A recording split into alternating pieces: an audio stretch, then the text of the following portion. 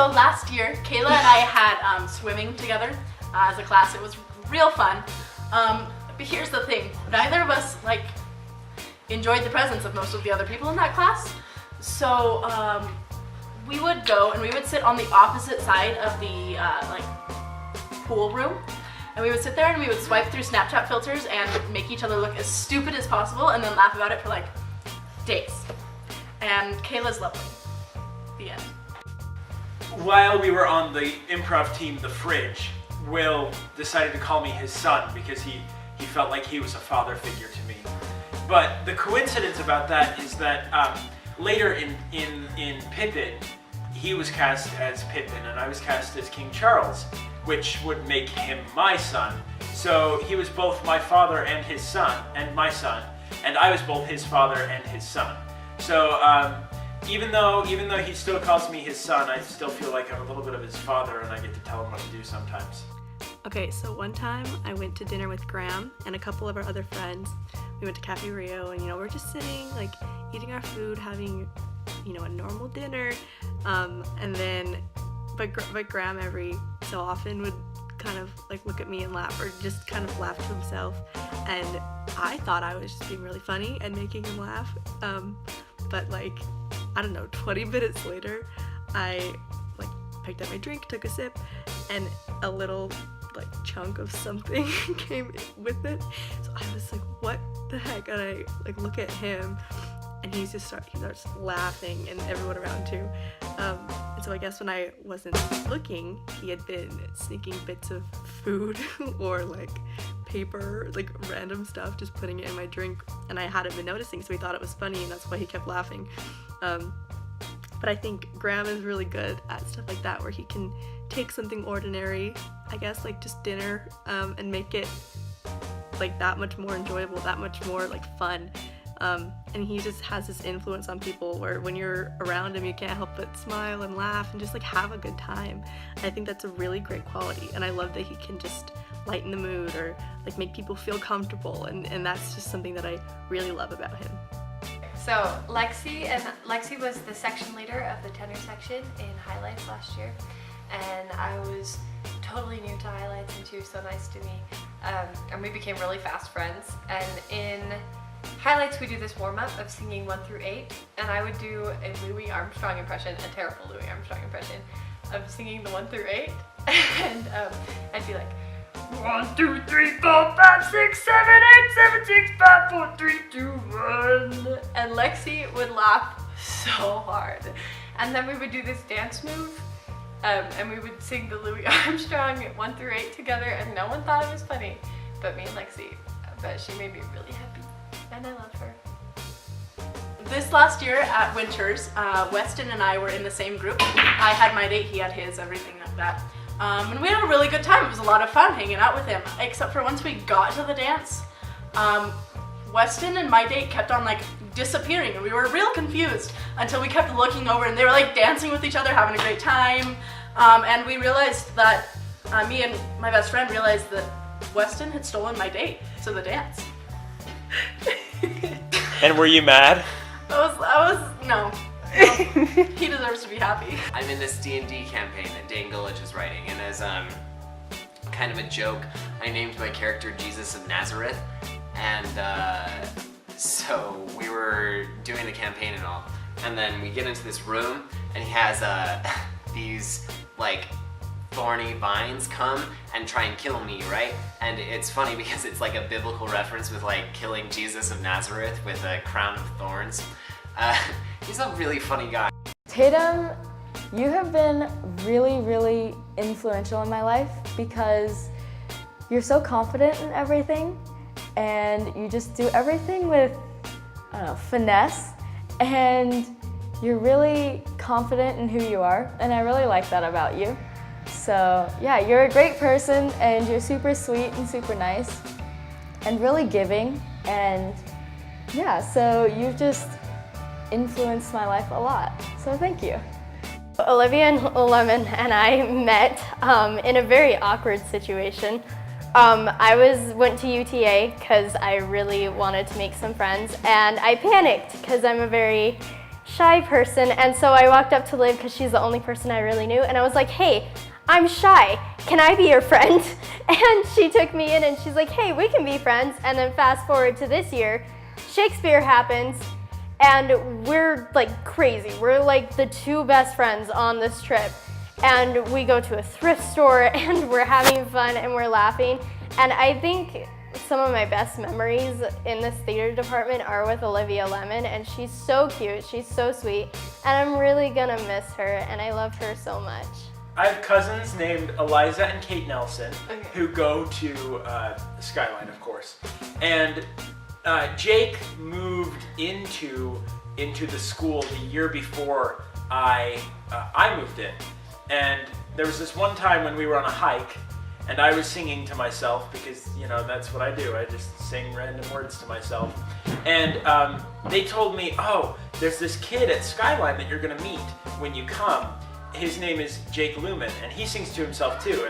And we think you're really similar to him, and we think you really like him. And I wasn't disappointed. I met Jake in my theater class that year, and we became fast friends. We even did a scene about eating too many Tootsie Rolls together. Okay, so this was during Pippin. Wait And- 1 second. Can you start over? Yeah. Okay, so this was during Pippin, and Ian was over by the stage, and I was sitting in the audience with Liv, and we had a thing from Shakespeare, Come and Kiss Me, Billy. And so Liv and I were talking about that, and then I looked Ian dead in the eye and said, come and kiss me, Billy! And he dropped to the ground laughing for 10 minutes, and he got up and he was just crying. He was laughing so hard, and that's the first time we really talked and became friends. Me and Sarah were rehearsing for Insert Name Here improv, and we did this scene, and I think that, oh shoot, I think she led with, honey, you forgot your prune juice. So it became just us like riffing as senile people. I remember lines such as, I got a prostate the size of a peach, and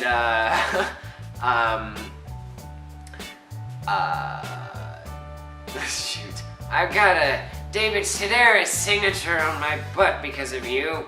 So it was just a super funny scene, and I think that was the moment where we were like, yeah, we super click as improvisers, and she's just super funny and good times. One of my fondest memories with Natalie Pell was when we were at her house and we were playing a video game, and I don't know why we were all in this very, very giggly mood. And I had said something, and Natalie was laughing so hard, there were like tears streaming down her face.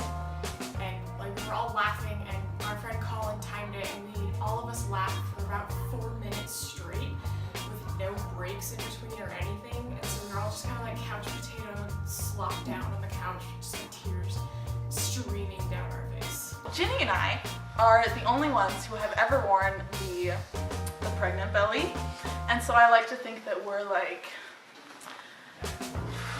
pregnant sisters, and we're and we're connected in like a spiritual way, and that most people are not, because we bonded for both having to be pregnant for multiple shows. So yeah.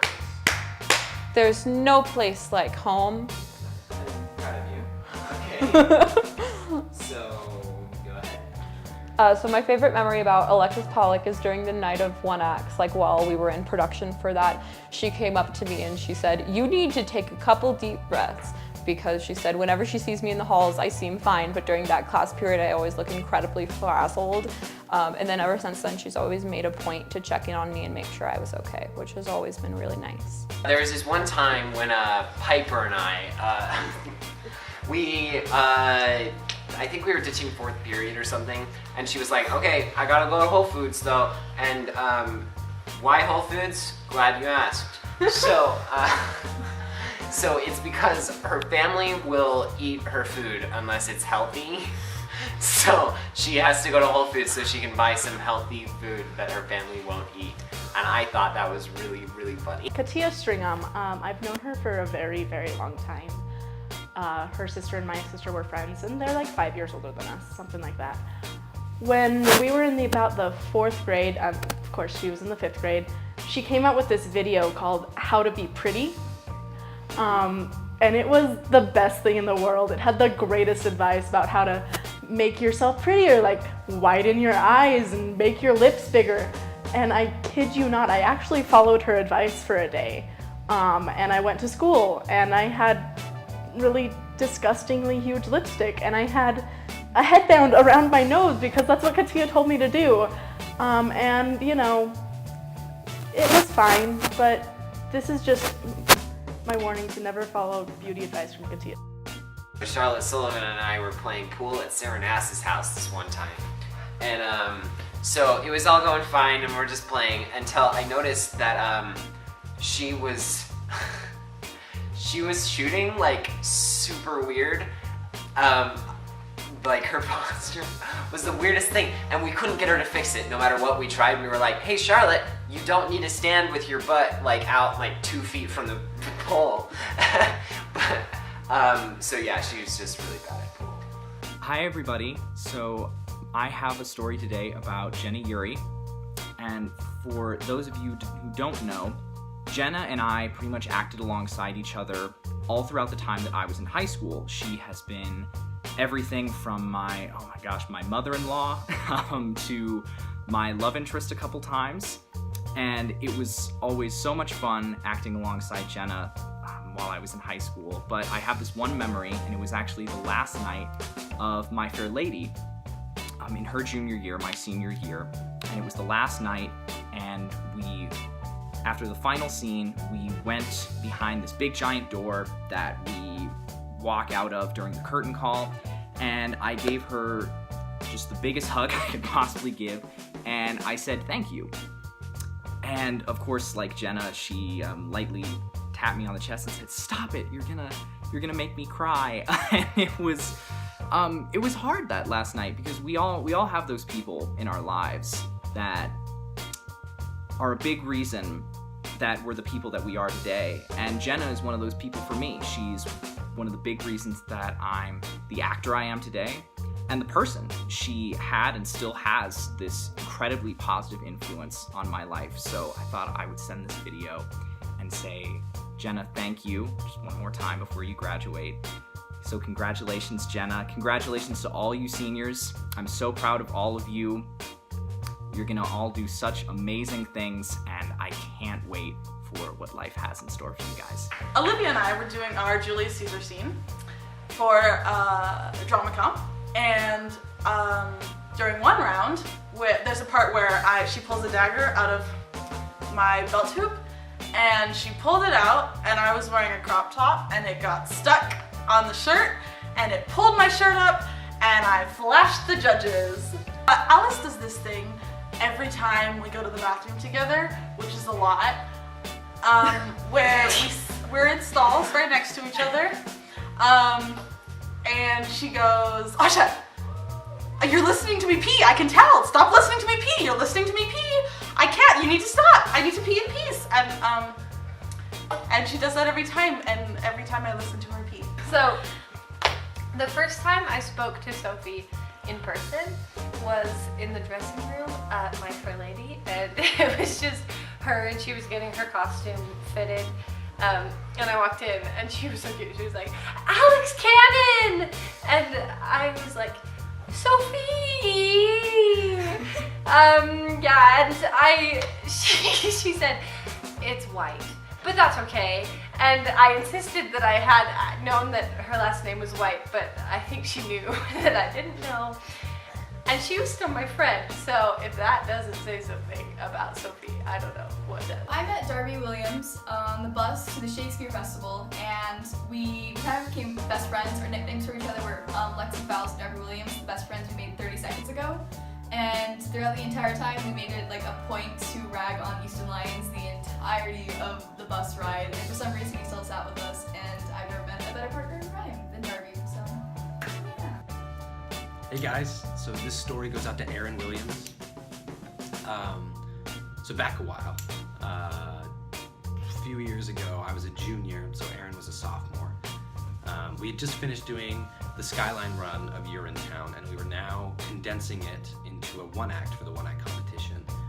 And we're at rehearsal, we're hashing things out, we're having fun, and after rehearsal we had a bunch of pizza because we were getting ready to go see Northridge's production of Urinetown. Because they had come to see ours and we wanted to go see theirs. It was just this fun little thing we were doing. So they live out in Layton, so it's a pretty decent car ride away. And I've decided to drive. So Lydia and I are going out to get in the car, and at the last second, Erin's car was full, and so Erin decided to come with us. It was awesome. So she hops in, I start going, me in the driver's seat, Lydia in the front seat, Erin in the back. A recipe for success right away. So I remember thinking, like, right as it started, I'm like, what are we gonna talk about? I don't know what to do right now. I mean, I barely really know Erin. Like, what's gonna happen? Is she gonna talk? Like, what's gonna? And immediately, Erin just starts talking. You know, we start talking about something that's going on, and it was awesome. It was a big relief, and it was just a really fun time. And we all just kind of swapped stories, and we were talking about school and life in general, and the show and stuff like that. And I was just having so much fun, you know. And Erin was shutting me up every time I tried to sing to the radio, which was a good thing for everyone else in the car. And we get to the show, and we go on the show, have a great time. It's such a fun show, and afterwards, the three of us hop back in my car and we head back to Skyline. And again, we have a great time. We talk about new things, about our families, just random stuff, just having a great time. And I remember thinking, who is this sophomore, like with this confidence, and I know she wasn't confident. If I was in that situation with these two upperclassmen that I hardly knew, I would be terrified. I would not know what to do. And she just went, she was just a ball of energy and so much fun to hang out with. And I've always admired her so much for that. And afterwards, I've just had this admiration for her. And yeah, that's kind of my little story about the first time I really got to know Erin a little bit.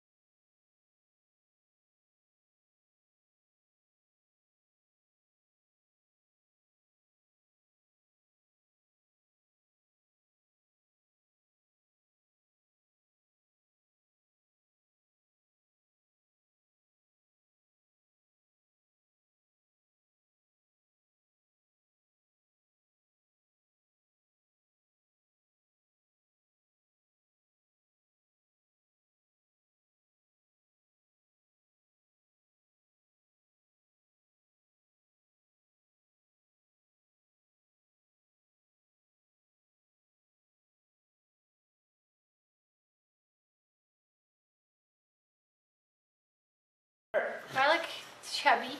No, you look cute.